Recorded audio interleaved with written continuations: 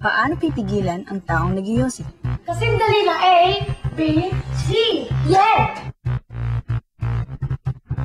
Step 1. Step 1. Signboard. Magdala ng portable signboard na no smoking. Ipakita ito sa kanya. No smoking! Smoking! No smoking! Smoking! No smoking! Smoking! No smoking! Smoking! No smoking! Smoking! Hindi the verb!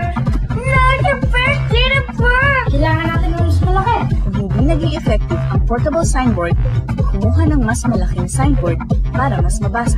No smoking! No smoking! No smoking! No smoking! Sabi namin no smoking, hindi kumana.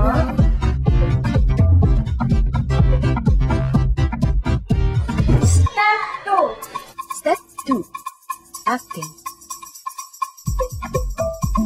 Tabihan ng smoker at umakting na inuubo ka sa kakayos niya.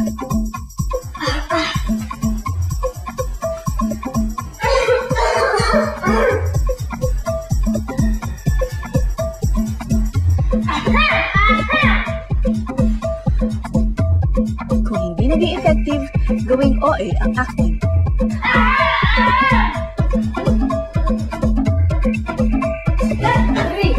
Step 3.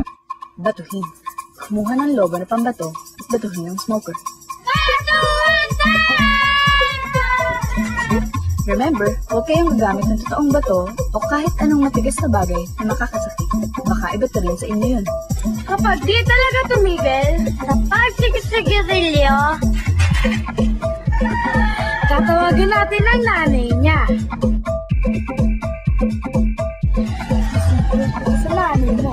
At higit sa lahat, isumbong sa nanay niya na nahulog siyang negyosi. Isusumbong na